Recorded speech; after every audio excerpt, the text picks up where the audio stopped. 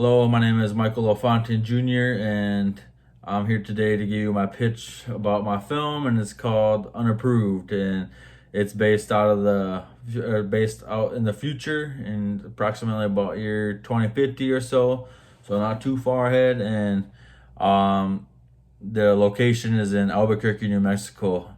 I developed this film through um, family and personal reasons, and those reasons were family members that had previous brain surgeries, and then to today and present day they have had brain surgery, but they're currently rehabilitating it right now. And his name is Ashton Flute, and he um, is currently struggling dealing with all the things after the surgery. So this is how I developed this film idea, and so it starts off. The main character, her name is Katie Jones. She's around 35, and she's on her way to the medical facility.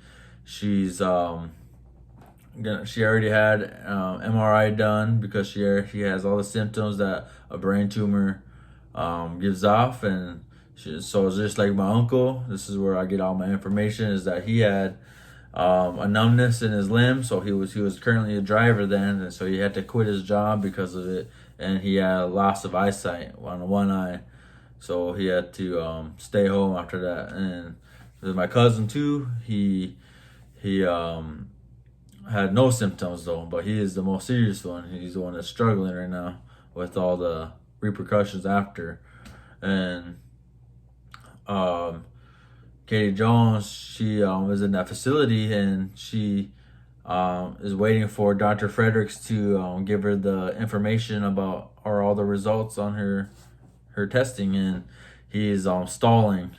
He because he's nervous to give her the inevitable news, and the news was that she only has 6 weeks to live, and she finds out that she has 6 weeks to live is through snooping around his files on his desk and finding her own file and her own results.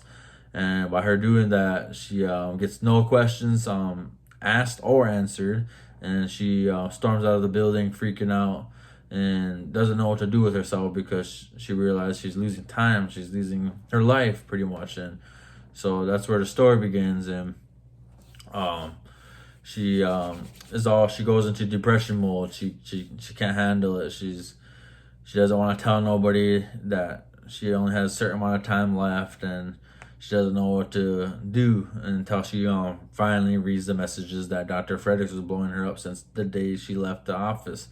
And he tells her that he has a possible solution about saving her life, because he has a younger brother, and his name is Alan. And Alan, he's a medical innovator, and he developed a prototype that Dr. Fredericks has been reading all the time on the newspaper, that they have a new hero or new savior, and it was Alan, his younger brother. So he was pretty jealous, and he didn't support him pretty much because he's getting more attention than he was, and which is another lesson to be learned. And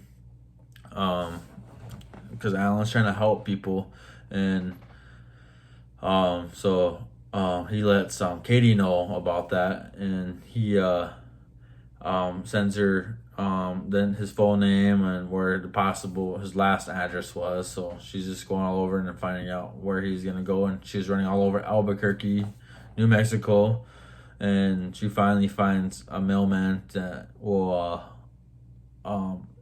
pretty much guide her, like, oh, I know who that is. And so he points a direction, and she finds him in his garage, Alan. And Alan's in there still adding to his prototype, trying to improve it and make it better so it can finally be approved later on or start testing with humans.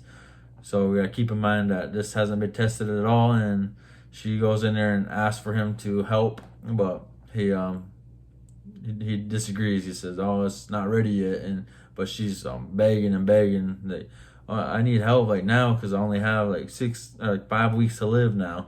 And so he's willing to, okay, I'll give it a try. We'll do one zap first, and we'll see how it is, and if you're still okay, then we'll continue to do it, and then maybe the next day we'll take you back to my brother, and we'll go get an MRI test done again, and we'll see how it held up. So then she agrees, and so she gets zapped a couple times. She gives him the thumbs up, like, oh, I'm okay, do it again. We're good. And then she gets zapped again, but a little bit longer this time. So he's zapped her for about 10 seconds. It goes, and then she begins to she's unconscious. So he pulls her out, freaking out, tries to do CPR, get her going again, and then